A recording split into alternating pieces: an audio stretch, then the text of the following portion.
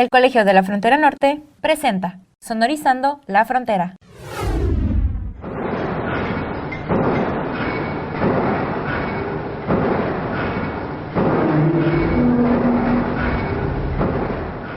Bienvenidos a Sonorizando la Frontera, un programa que se realiza desde el Departamento de Difusión del Colegio de la Frontera Norte. Yo soy Carlos Martínez y hoy me acompaña Jorge Rojas Ramírez, estudiante de la maestría en Economía Aplicada del Colegio de la Frontera Norte. Y pues nada, Jorge, ¿cómo estás? Buenas tardes. Hola, buena tarde, Carlos. Un saludo a ti y a tu auditorio. Hombre, gracias y muchas gracias por haber aceptado pues, la invitación de estar aquí en Sonorizando. Y pues igual, digo, durante este tiempo pues vamos a hablar con Jorge sobre pues, la investigación que está desarrollando dentro de la MEA. Pero pues antes, Jorge, digo, para pues, conocerte un poco, saber más de ti, pues si nos pudieras compartir quizás algunos aspectos muy generales, digo, de qué estudiaste en la universidad, cómo fue que decidiste entrar a la MEA, qué has hecho, digo, ahora sí que lo que nos quieras compartir de ti. Gracias, Carlos. En primer lugar, nuevamente reitero mi agradecimiento por la atenta invitación para participar en este medio de difusión del Colegio de la Frontera Norte. Respecto a mi persona, previo a ingresar al programa de la maestría en Economía Aplicada, pues mi formación académica incluye una licenciatura en Economía en la Universidad de Guanajuato.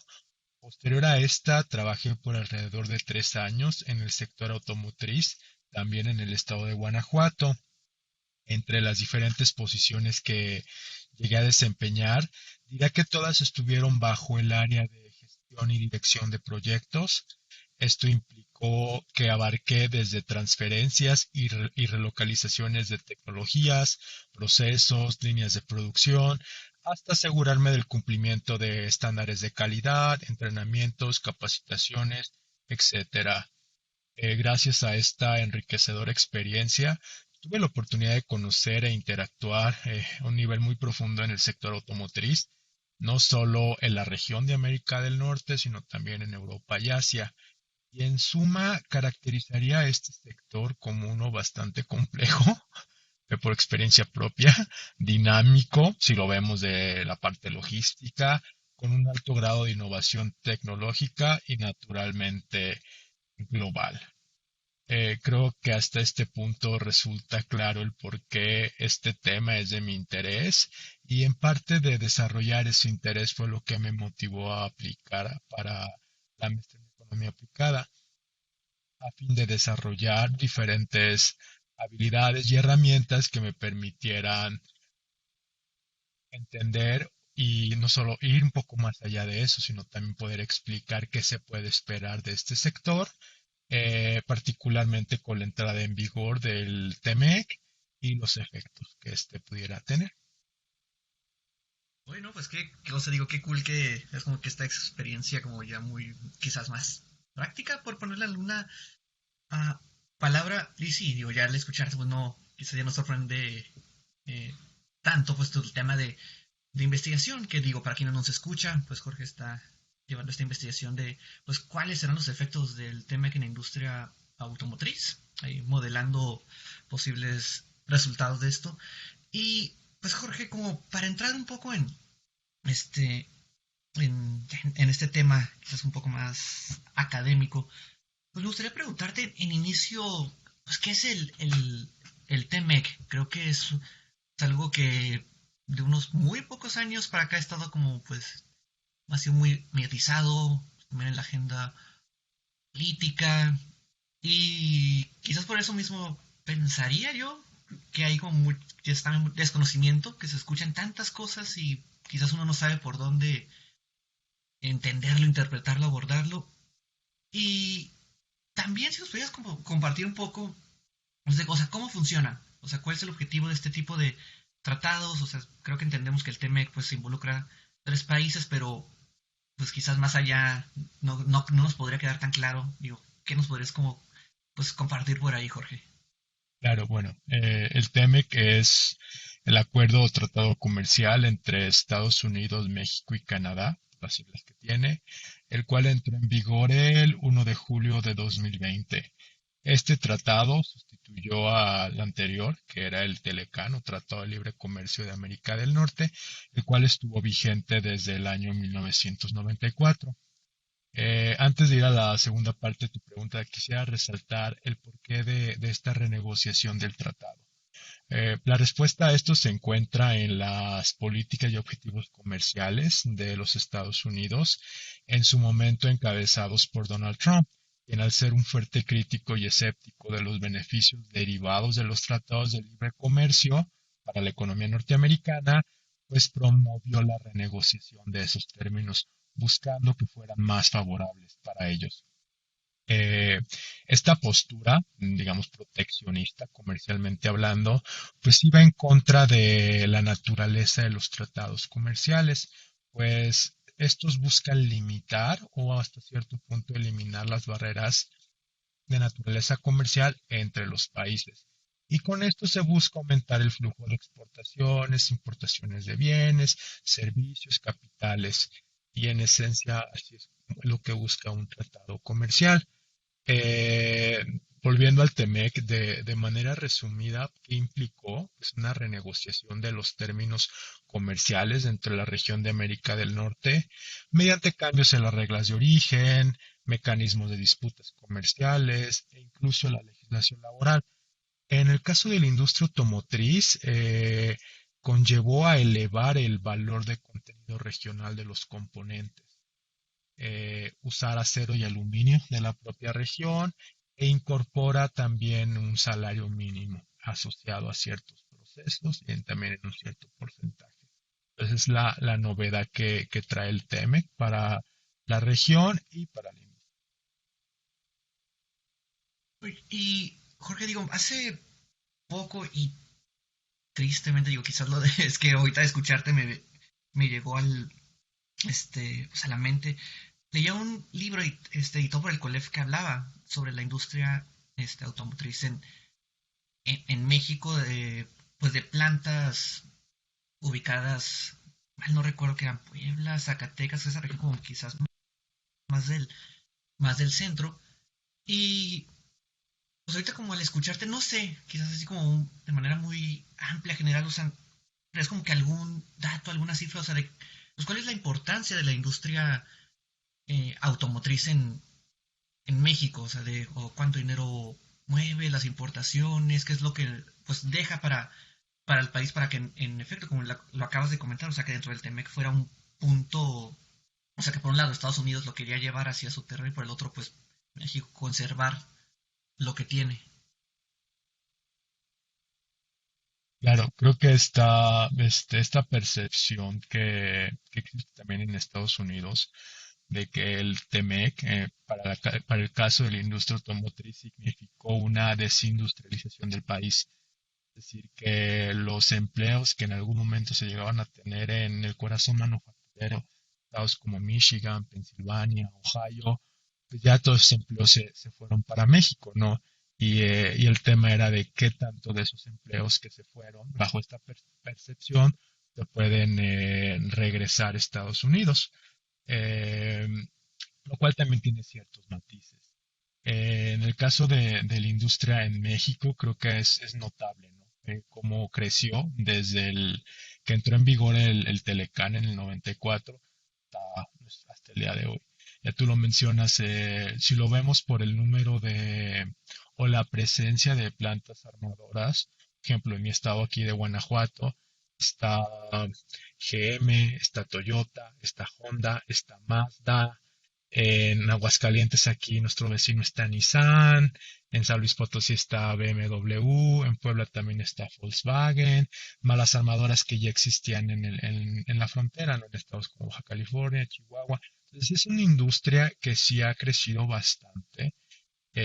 Si quisiéramos como alguna métrica, por ejemplo, el número de personas empleadas, me parece que en 2019 en esta industria alrededor de 2 millones.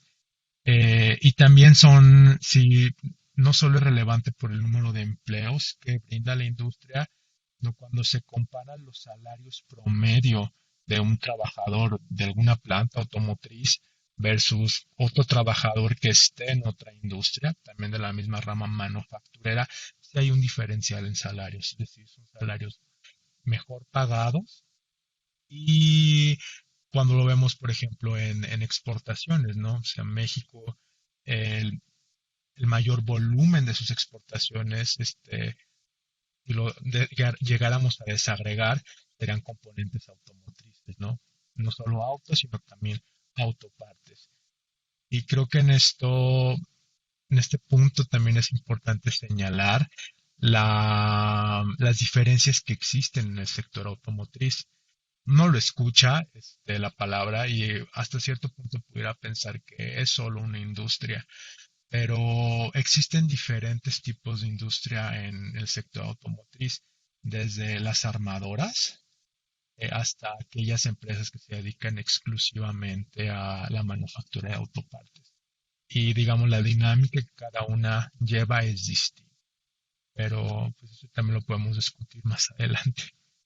Jorge, entiendo que pues vaya, la investigación, pues todo pues reunir el material pues, bibliográfico, la metodología, los datos, o sea, digo, es un trabajo que le has dedicado, pues vaya, que ya casi 2 años y pues continúa en desarrollo, pero pues quizás, o sea, a lo mejor vaticinando un poco con lo que has pues investigado, las cifras que tienes, o sea, ¿cuáles se ven que sean los posibles resultados de pues el tema que la industria automotriz? Digo, ya lo comentabas, ahorita que con la entrada del, del Telecan, allá en la década de los 90, pues se dio un cambio, o sea, pues en México, que podríamos decir que favoreció en cierto sentido, pero pues que vaya, que después de ciertos años cambió, ¿no? Ahorita con TMEC, o sea, ¿para dónde ves o cuáles son como las posibles rutas que podría seguir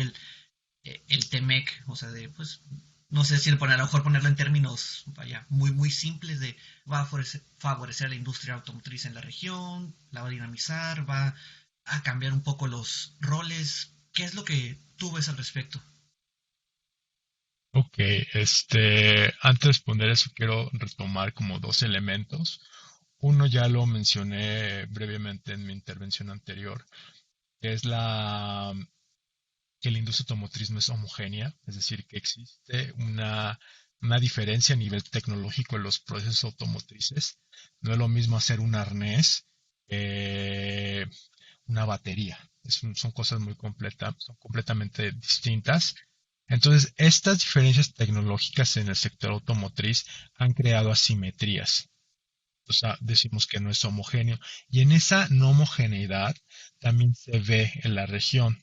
Es decir, tenemos que ya en Estados Unidos se había enfocado, se había orientado a elaborar los procesos más altos en contenido tecnológico. Mientras que todavía aquellas actividades que eran o que sí y siguen siendo intensivas en trabajo, pues se hacen en México. Por ejemplo, los arneses requieren, digamos, de mucho trabajo físico y no es tanto el componente tecnológico. Entonces ya existía esa dinámica desde el Telecan. Entonces, con el TEMEC, creo que pasando a la parte de los resultados, más que hablar de un impacto, de dar algún número, para mí lo relevante es la dinámica que va a seguir el sector. Es decir, el TEMEC afecta o cambia esa dinámica de procesos que ya estaban en Estados Unidos y los procesos que están en México. Pues digamos, en una respuesta corta sería no, porque pues, no genera como los incentivos para que, digamos, procesos que sean intensivos en tecnología, pues ahora se hagan en México. Puede haber un reacomodo, es decir, que todavía algunos procesos que eran intensivos en trabajo y se hacen en Estados Unidos, pues ahora el TEMEC les da a las empresas como el empujoncito para que ya terminen de pasar estos procesos hacia México. Entonces, puede haber ese reacomodo, pero la estructura que tenía la industria desde tiempos del Telecán no solo no se altera, sino que el teme como la fianza. Y creo que lo preocupante, digamos, el tema de interés para nosotros con esa dinámica, que la industria automotriz es una industria que, ya lo mencioné al principio, ¿no? porque tiene un alto contenido de innovación tecnológica. Y ahora que hablamos de vehículos eléctricos, ya es una revolución en la tecnología. Es muy diferente un vehículo eléctrico en términos de producción a un vehículo que funciona a base de diésel o de gasolina. Si ya teníamos esa, digamos, esa desventaja de que México no era tan intensivo en tecnología, y si en un futuro la industria se va hacia la tecnología, cabe la pregunta de cuáles van a ser las ventajas o qué es lo que México tiene que ofrecer para la industria automotriz eléctrica. Pues bueno, creo que ahí dejaría esta respuesta. Y Jorge, digo, ahorita precisamente con esto último que acabas de comentar me saltó una idea y digo, te la voy a plantear y tú me dices si, o sea, si tiene sentido o si estoy hablando de otra cosa completamente distinta, pero recordé que en algún momento hablaba con el doctor Max Matus de ahí del colegio, hablaba sobre pues la tecnología, la innovación, y yo le planteaba como de que en las industrias y la automatización de ciertos procesos pues, en líneas de ensamblaje propiamente, pues se podría generar un efecto pues vaya, de prescindir de la mano de obra humana. Y él me comentaba que veía muy complicado eso porque toda la tecnología no podía, o sea, como el costo-beneficio, o sea, todavía no era como tan alto que pues convenía tener a mano de obra, pues, humana. Pero ahorita escuchándote con lo que comentabas o sea, de carros eléctricos o a base de otro sistema que no sea la combustión de gasolina, o sea, pues esto podría en algún momento pasar si la industria pues, en México no se moderniza, o sea, que sí por el rezago tecnológico el sector automotriz pierda ese dinamismo y la mano de obra ya inclusive no sea tan necesaria. Digo, no sé si lo planteé bien o si me fui por otro lado completamente diferente, Jorge. No, creo que es una preocupación válida, un cuestionamiento, pues, que merece, ¿no? Dar una respuesta. Yo quiero poner dos ejemplos que van en esa línea. Uno son completamente, digamos, a base de mi experiencia personal. Uno fue en la planta en la que yo trabajé. En su momento, digamos, hacíamos 11 productos, de manera resumida. Y de esos 11, solo uno era intensivo en tecnología. Es decir, la línea estaba robotizada. Y estaba tan robotizada que para entrar era como un invernadero.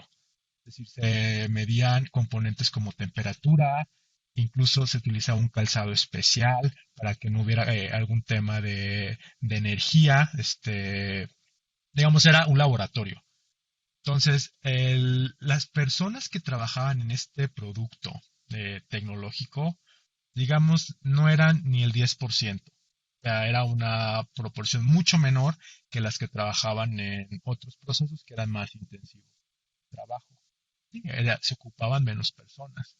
Pero ¿cuál era la diferencia entre esas personas versus las de las otras líneas? Ellos ganaban hasta el triple de lo que ganaba una persona haciendo, digamos, en otra línea de producción.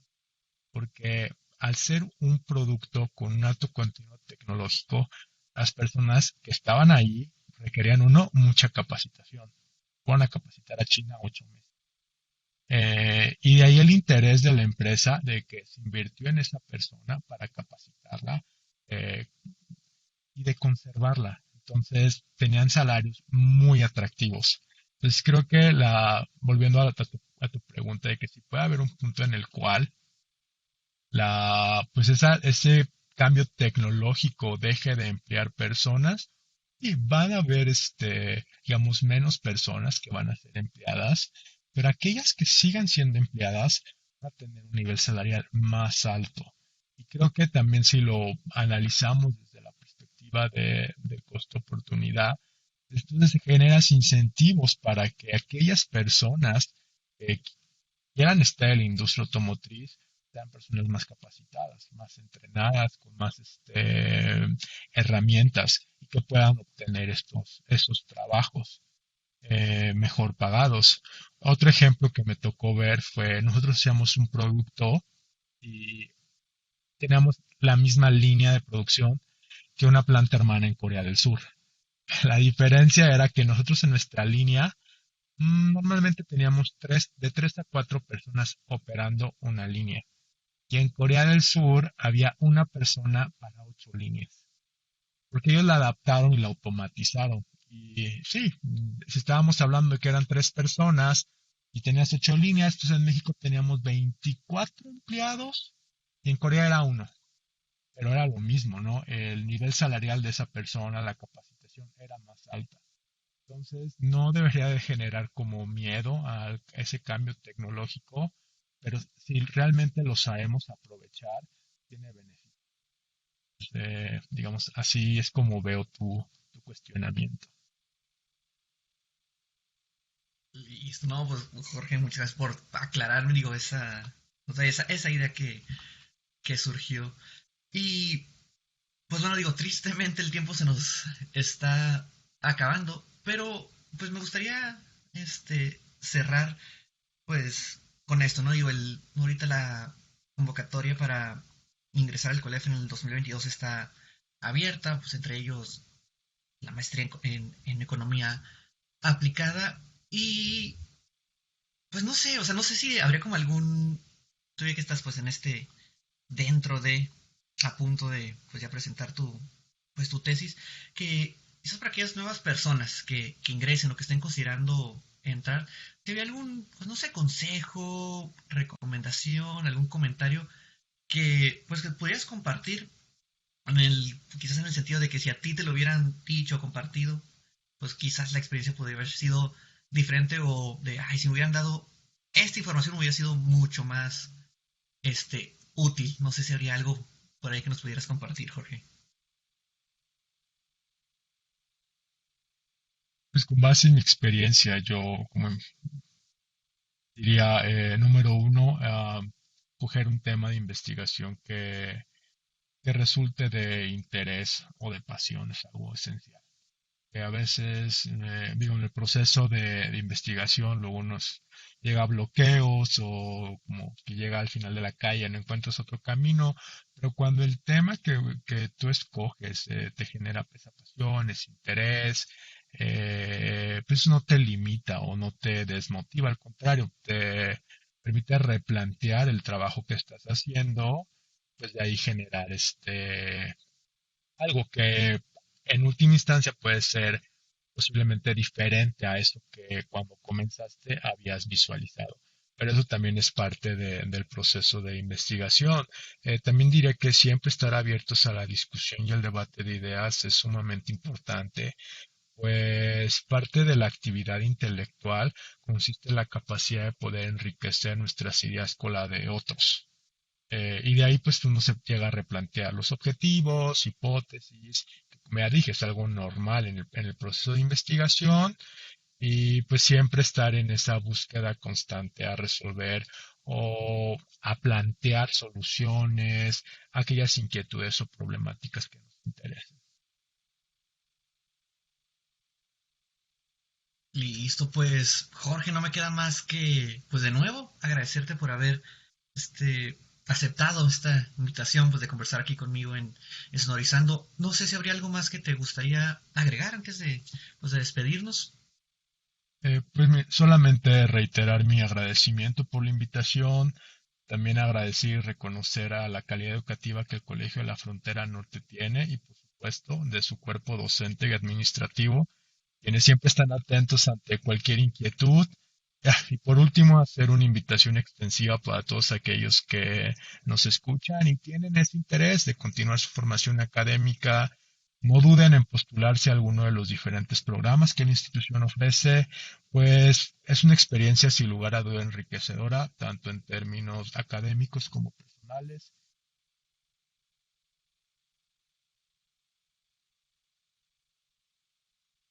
Listo, pues.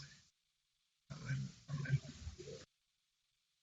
listo, pues Con eso nos quedamos, Jorge. De nuevo, muchísimas gracias. Y pues nada, así llegamos a un final más de este programa Sonorizando la Frontera, que se realiza desde el Departamento de Difusión del Colegio de la Frontera Norte. Yo soy Carlos Martínez. Hasta la próxima. Una producción del Colegio de la Frontera Norte.